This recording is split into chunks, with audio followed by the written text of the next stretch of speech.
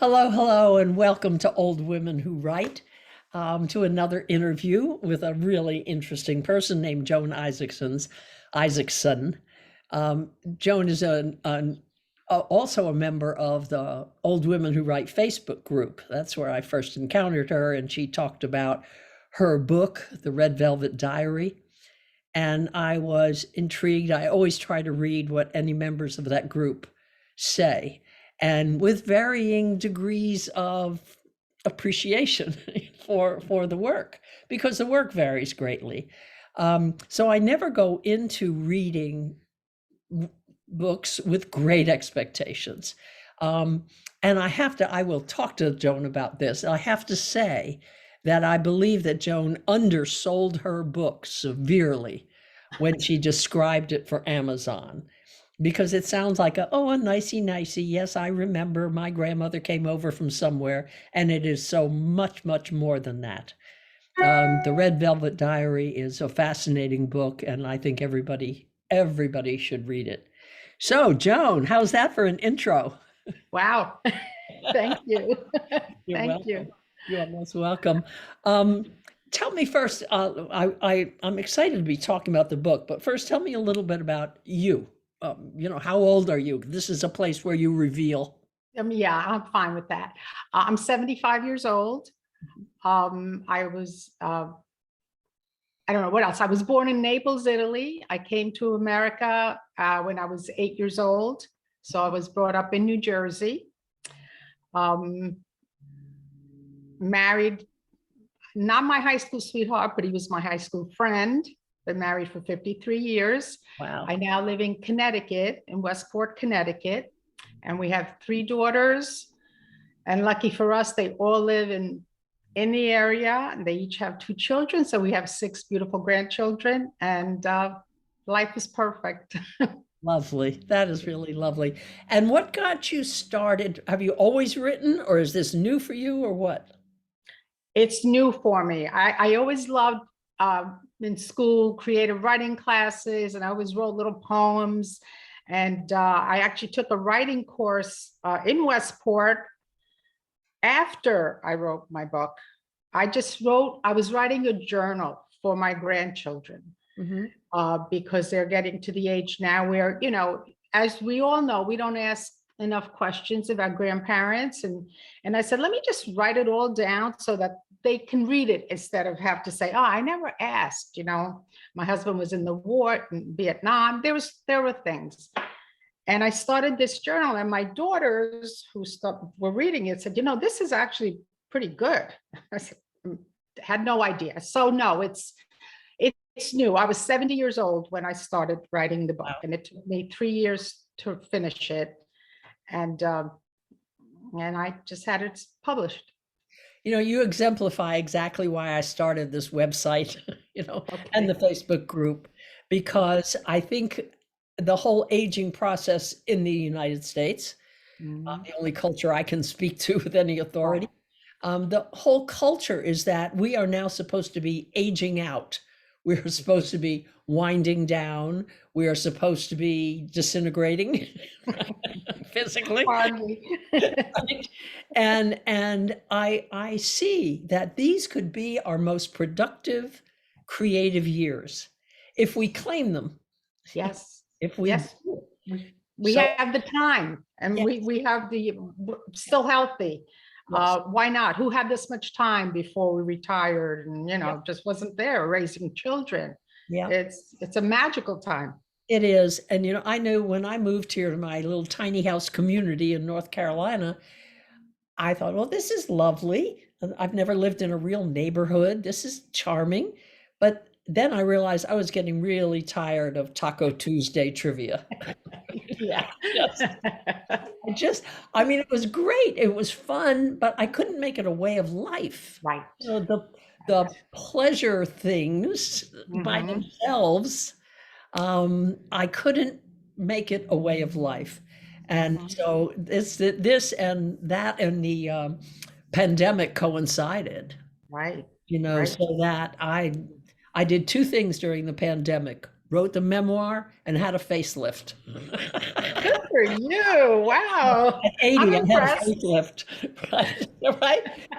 Because why not? Why not? I never did that, but I don't know. I'm a chicken. I don't like any of that, but good for you. Well, you are beautiful. Oh, well, thank you.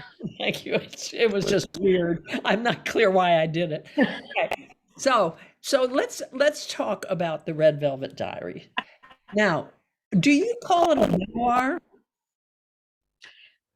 You know, I have to call it a fiction, a work of fiction, because it is all based solely on stories that our parents told us. There Yeah. were 5 children in my family, and we heard all these little stories. So I had to put meat to the bones.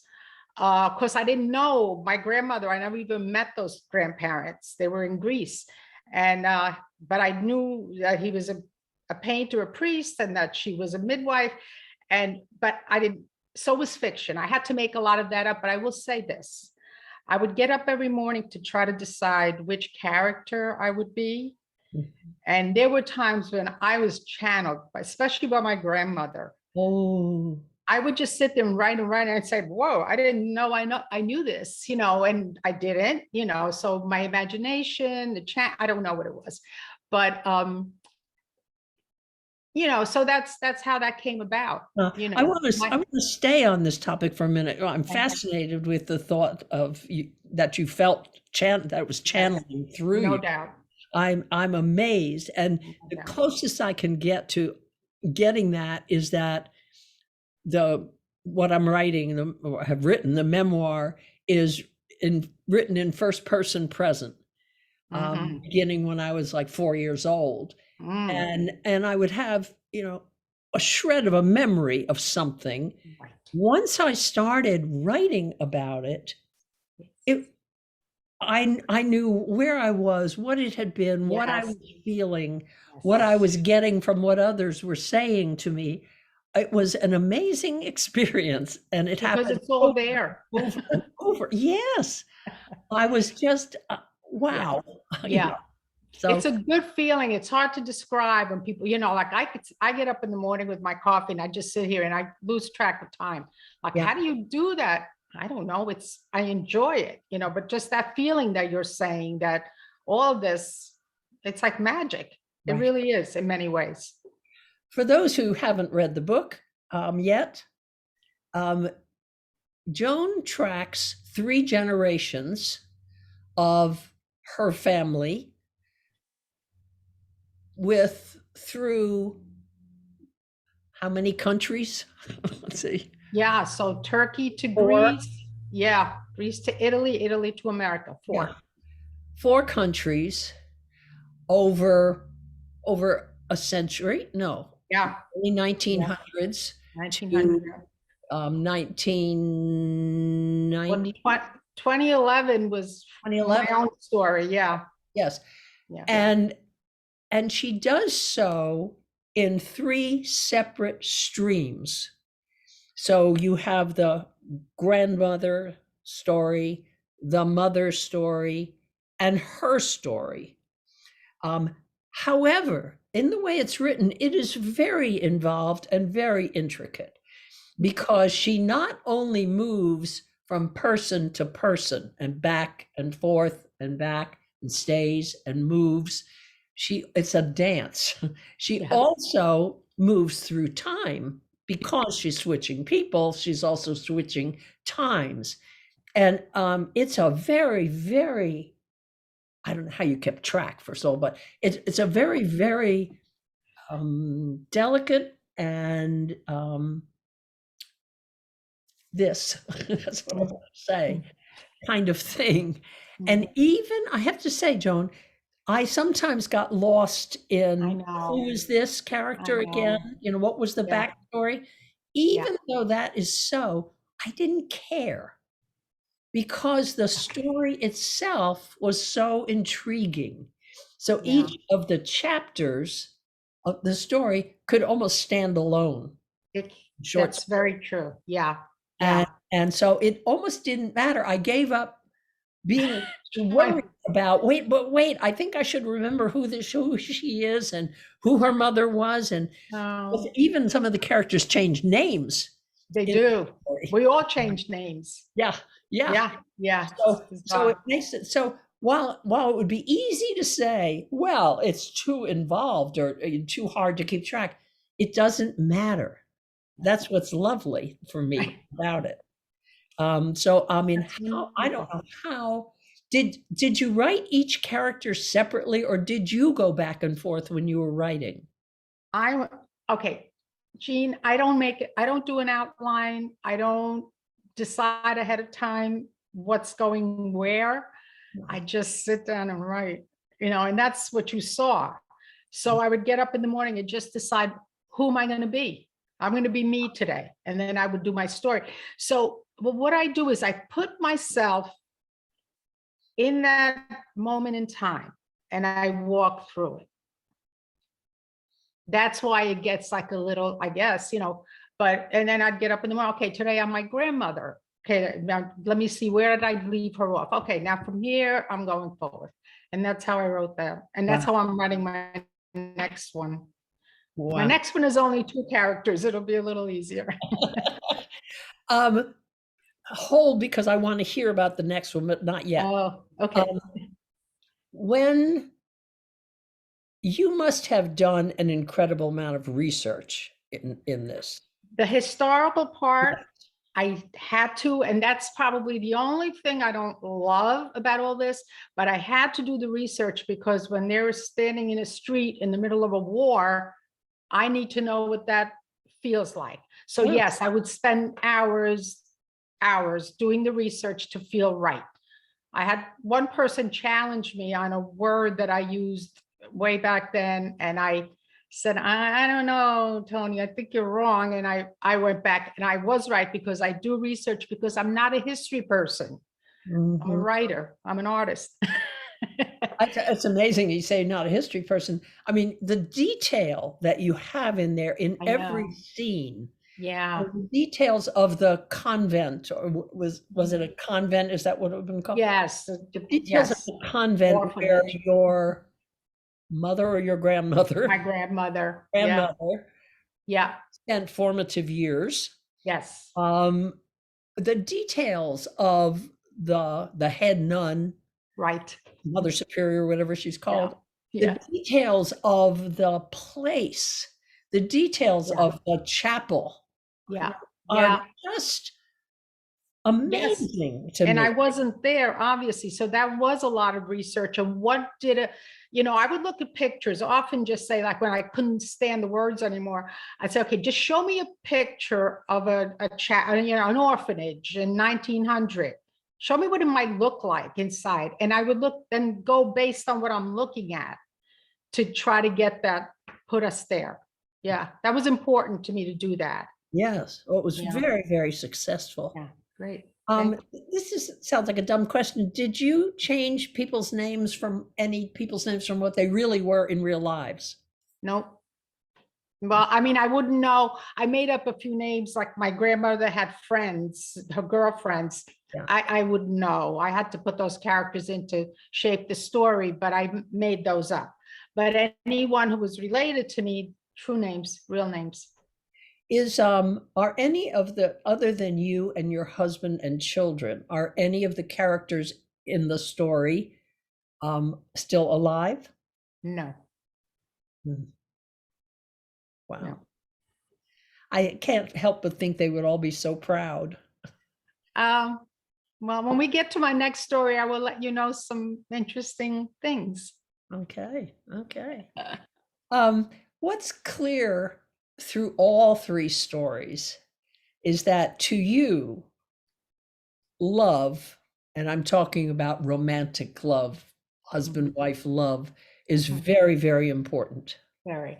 because that theme comes all the way through the book. Yes.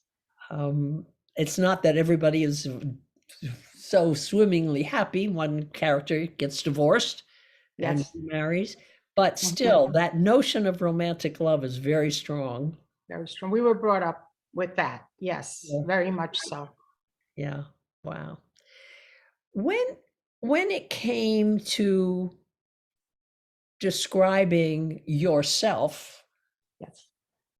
and you describe yourself it begins the book startlingly, in terms of what physically happened to your husband, Yes. where he Yes. came very, very, very close to death. Yes.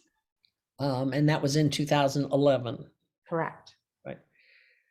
Um, Now, your husband is living, And your healthy. children are living, yes, and healthy, which is And amazing. healthy. It is amazing. Um, were you ever concerned about your manner of portrayal of them or your relationships? In the story, the way I portrayed Mhm, my husband, myself, mhm. no, it is what it is. What it is, Or yeah, what I thought it was. Yeah.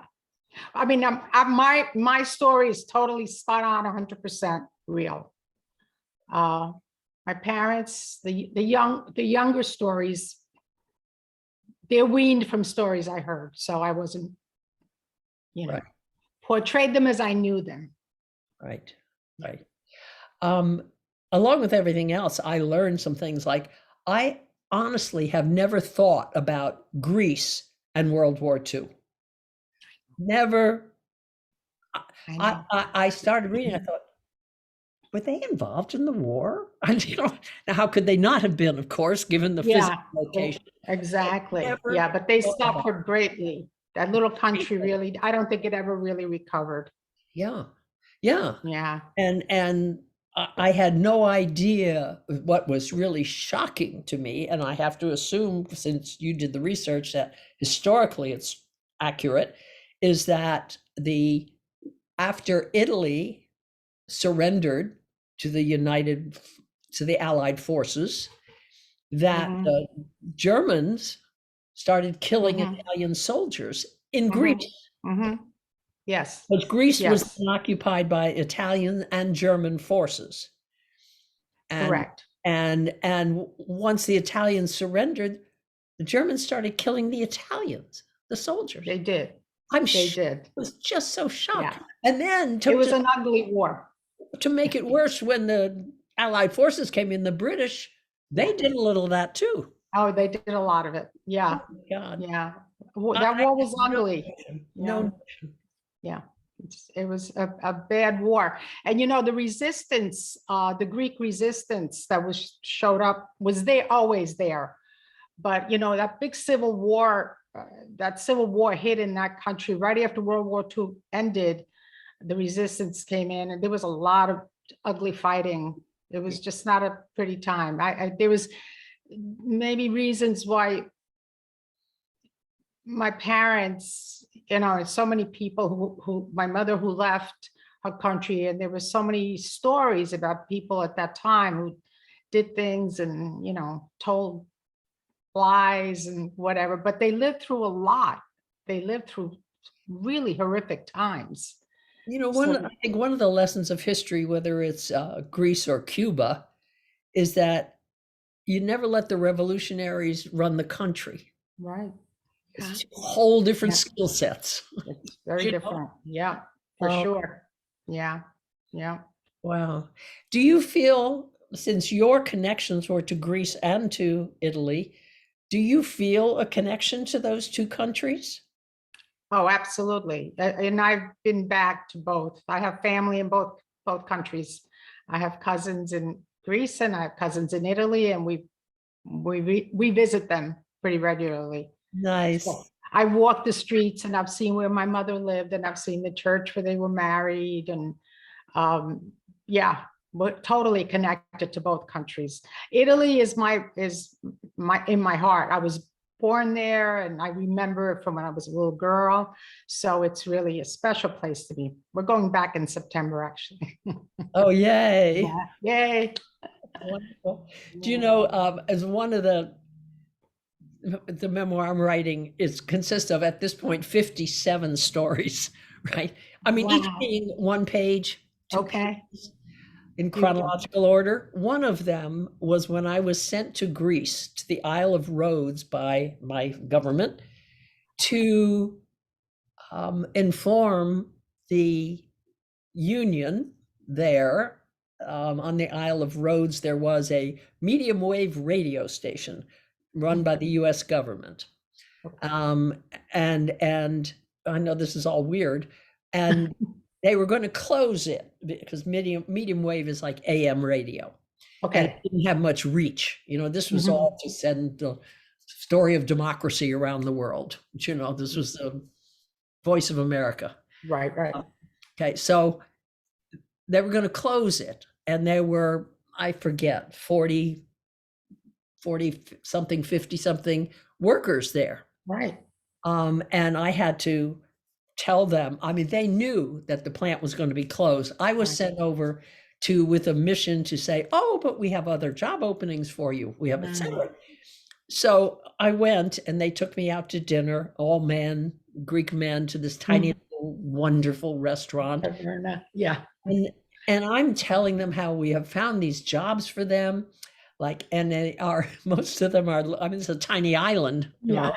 Most of them are located in Athens, and they just stared at me. And finally one said, we live in paradise. Yeah. Why would we leave? Paradise. We've been here for generations. Yeah. Why would we Yeah. go to the armpit? Yeah. Why would we do that? Right. And it was not my only visit to Greece, but one of few. And I stayed right here, Right, because you get it. You of get it, country. right? Yeah. Yeah. Different, nobody works in Greece. That's how I always feel.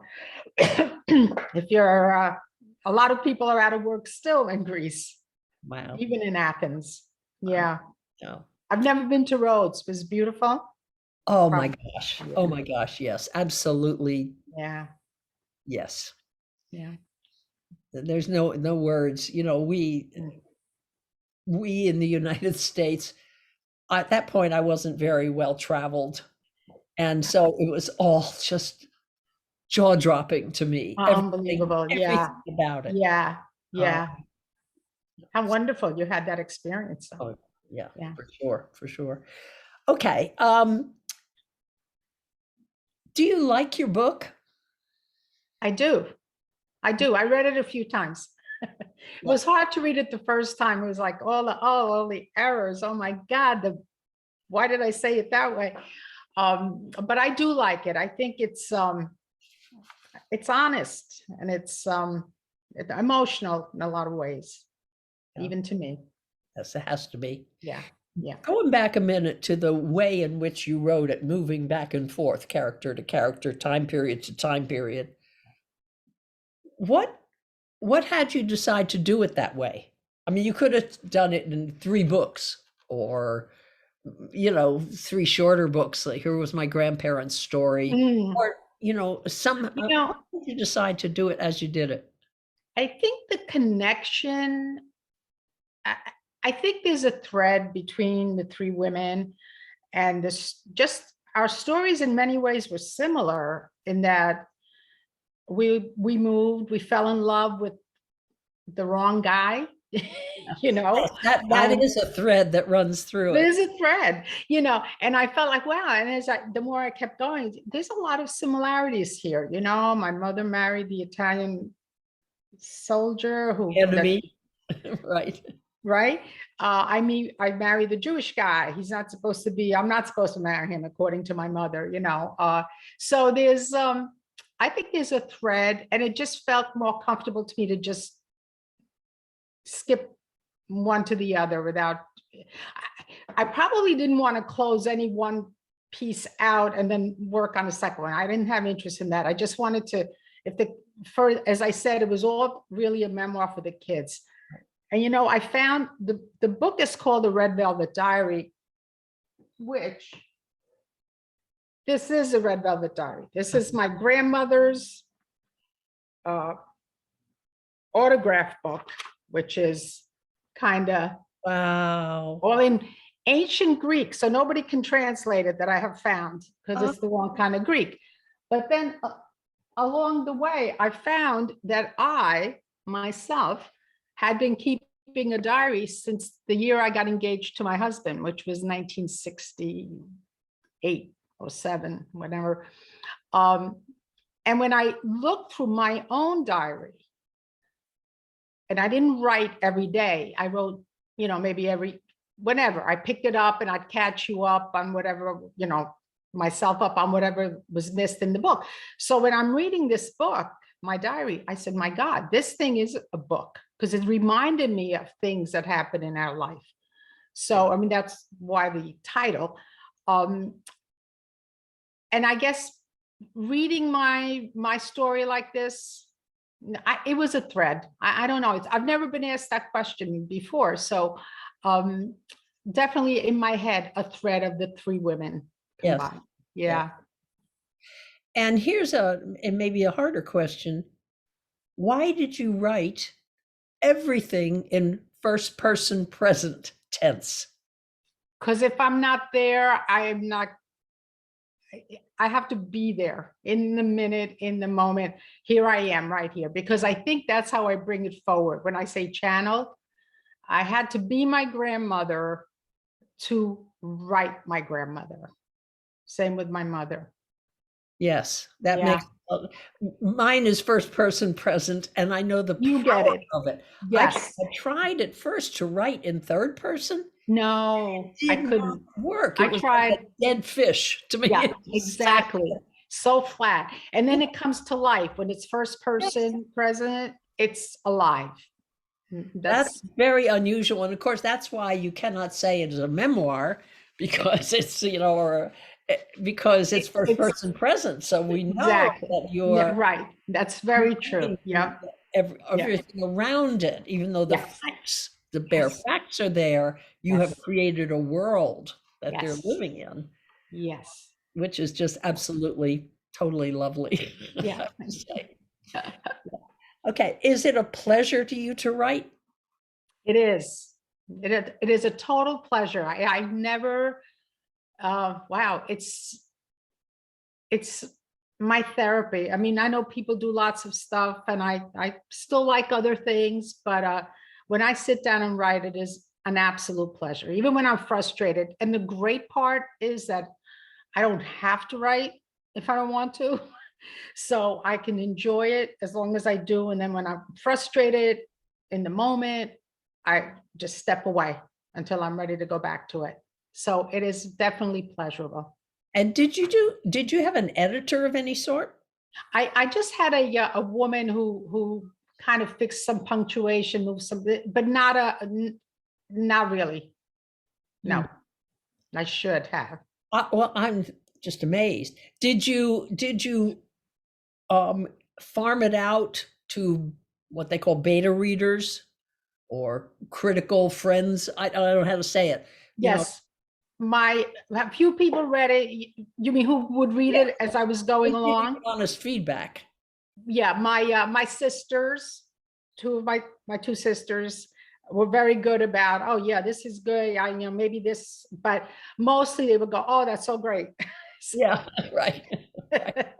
So it was enough for me at the moment. Oh, really? You like it? Okay, I'm good with it.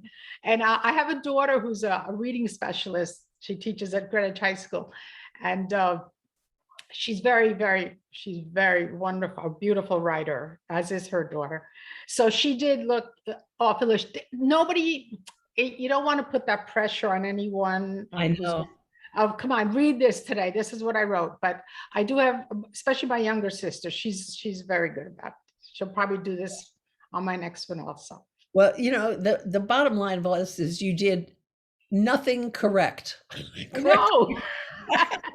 and that's the joke. I know. Nothing the way they tell you to do it. Oh, I love you. Yes, you're so I'm a right. rule follower to some extent. If they say get beta readers, okay, I get beta readers. If they say get an editor, I get an editor. I mean, you just did it. You're making me nuts. Oh, that's a great compliment. Thank you. I'm glad I'm making you nuts. You're right. I did not follow any rules. I just had to throw it all on paper and or in my computer. Google Docs. Thank you, Lord. I'd have my grandson here going, "Oh my God, AJ, I messed up on my Google Docs." So he'd sit here and just fix it all up. So that kind of help, like my technological help, I Wow. needed as I went along for sure. And Yeah, did you keep, I'm in a group, four of us, a very small group of, a writers group. right. And it's interesting because all the three other women are in their like 30s, and not Oh, okay. me. How good for you. Yeah. And we were all in a class together, so it sort Yeah. of organically grew out of the class. But um, one of them is writing fiction, writing books, and they're hoping, she and another woman, and they're hoping to write the book to have, book 2, book 3, book 4 following Right. The on with the series. same characters, which seems to be what publishers are looking for nowadays. Yeah. Oh, okay. So anyway, what blew me away was she started talking about her systems of keeping track, of what she's writing. Of, Yeah. well, yes, I have this file of just, 3 things I've written that I don't know where I'll use them, but I'll put them here. And then I have this file, and I thought, oh, damn. No, no, no. I'd have to kill myself. Yeah. Well, let me tell you, with 57 chapters, I had to have some organizational You system. do, you do. But But yeah, yeah, not to go back. Yeah. I mean, I'm sure yours is much more organized. I can tell. I cannot wait to read it. wow. Honestly, that whole book, The Red Velvet Diary, was in my head. Yes. That's it. I You hear- know, okay, where am I? Okay, she's got to do this, so I have to do this. It was all there. The good part is I didn't have to keep track of the characters. I know the characters. Yes. So if you're writing fiction where they have lots of characters, of course, you'd have to keep developing that personality. It's a whole other thing. I didn't have to do that. Wow. Wow. I'm just really blown away. All right. Let's talk for a minute about age and creativity. Hmm. Um,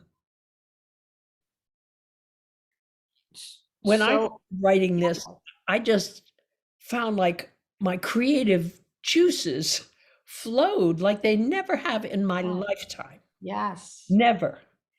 And one of the things I realized was that when I was younger, I think I was a little afraid to let Mhm. Yes, for you know, sure. and so I would sort of build boundaries. I can go Right, this far, but that's for all. sure. Yeah, And that's that's gone exactly it. away. That Yeah, has gone away. gone away. Yeah. Years, but now, if I were younger, I wouldn't be doing this with you right now. Yeah. So many things have changed. I belong to a writing group. I took a little break just because I'm involved in this writing and it took up too much time in my head. But I belong to a writing group through the senior center here in town. Mhm. And it's a group of women, and my immediate, there's many groups, but my immediate group had maybe 9 or 10 women. Everyone is my age, older. I don't even think there's anybody younger, maybe a little younger. The writing that comes out of that class is just spectacular, Wow. just beautiful, beautiful. And I don't know if it would come from younger women. It's just beautiful. Yeah. So it's helped me. I was done with my book, but it's helped me for the future, Yeah. for sure. Wow. Yeah, yeah. We change. Do we ever? Yeah. And most of it, I have to say, is for the good. Yeah, I agree. I agree. I think we Yeah, settle into who we really are, to yeah, I our agree. natures. Yeah. Yeah. Tell me a little bit, or whatever you're willing to tell, about the next book. So I will just give you a little, I will give you the reason why I'm writing the next book, and that should be enough. Just after I had this, when COVID hit, my brother so there's 5 children in my family. You probably got the feel in the book. Very close family. My Italian dad, my Greek mom. We were brought up. We're in our 70s, and we're crazy close, the 5 of us. My younger brother did a 23andMe ancestry test, and it came back with some very strange results. Oh, Yeah. So we were blown away because my mother and father had an incredible relationship, never an argument, we were very close. And it came back that my younger brother and my younger sister are just half siblings to us. oh my goodness. Yeah. Yeah. How shocking. And more shocking is that it was not, they are my mother's children, not my father's. Wow. Yeah. So that's my next. Oh gosh, that's exciting. Yeah, I mean, I know it's tragic maybe in the family. It's tragic. I have to, and I will tell you, I also have a reason for writing this because, especially one of my sisters, oh, what do you want to write about? Isn't it bad enough? It's my way, I think, of understanding. Yeah. And it's not my place to forgive, but to try to make sense of what they might have gone through. It was obviously a secret that both of them kept forever from us. Yes. So to try to understand maybe mental illness, my mom, I mean, she was a beautiful, beautiful woman, brilliant, beautiful, but really, so Wow. not sure where it's going to go, but I'm almost 80 pages in, so I kind of know where it's going. But well, you should know one of the chapters in my book is, I was raised in a Dutch Reformed Christian church, and my father was an elder in the church, and we were all married in the church, and our children were baptized in the church. And when my parents were in their probably 70s, not even in assisted living yet, I was talking to my father, who did have major memory issues. He had an event that caused major memory issues. And out of nowhere, I said something to him about, I'm always attracted to Jewish men, Dad. And he said, well, that's probably because my family was Jewish. What? Right. And out came the story. Yeah. Out it came. Yeah. That it was Jewish, then Catholic, then Protestant. What? Family secrets are family secrets. They are secrets. And, and you don't know how many people knew these secrets. Right. And when you call them on and you say, what do you mean you knew? Well, yeah, but I was not allowed to talk about it to, my cousins, family. So it is, but this is why I said before, they went through, it was a different time. Yes. And whatever their reasons were to keep these secrets at the time, I guess it was important. Yes, correct. So, yeah. Wow. Yeah. Wow. Interesting, though. I can't wait to read that. I know. You should see when I went to check with my mom, because my father's memory was hinky, Yeah. And I said, is this true? And she said, well, could be. It's what it could be. Is it? And she said, I guess. And I said, why didn't we know this? I know. And she said, you ready? Yeah. The subject never came up. No. Oh, I love that. That's of course. Why would it come up unless they brought it up? What? Right. Yeah. So yeah, family. But I think that might be a major difference generationally, and a lot of those people kept secrets, that generation. Yes. That's why I tell my children, there'll be no secrets. I tell you everything. So, and this is maybe a reason why I wanted to write everything down. There will be no secrets dying with me. Yes, I'm with you. They had them, and they had many. Right. Wow. Yeah. Okay. How can people buy your book? Well, I know it's on Amazon. It's on Barnes and Noble, and I think you mentioned somewhere else. You can just go to Amazon and get it. I hope that you do. I think it's worthy. I hope so too. And I have to tell you, I have a secret wish for you, which isn't your wish, it's just mine, which is that I wish that your book would be noticed by a major publisher and republished. I would love that. I can see it honestly as a movie. Yep. because there is a lot of story there. And Yes. if there is anyone, yeah, I would love to give it to a publisher. I actually sent it to a few people many months ago, but I have a tip sheet. I'm all ready to go with it. But if you know anyone, great. Got it. And thank you for your wish. Yes, indeed. All right. Well, thank you, Joan. This has been delightful. Wonderful. Thank you, Jean, and lots of luck. I can't wait to read your memoir. Yeah, I'm gonna keep fingers crossed that Yes, it can go for somewhere. sure. I hate these mice that go to sleep. I know. I know. I have a sleeping mouse on my desk. Okay. Thank you all for being here, for watching, and I hope you've enjoyed this interview with this delightful woman, Joan Isaacson. And we'll be back sooner, I hope, because I'm not doing enough of these interviews and I love them so much. So I hope we'll be back really soon with yet another, but this will always be up on the website so you can watch it at any time. So thank you, Joan. Thank you, everybody. Thank you, Jean. Thank you so much. Bye. I have to figure out how to stop the video. Nope. This is, oh dear.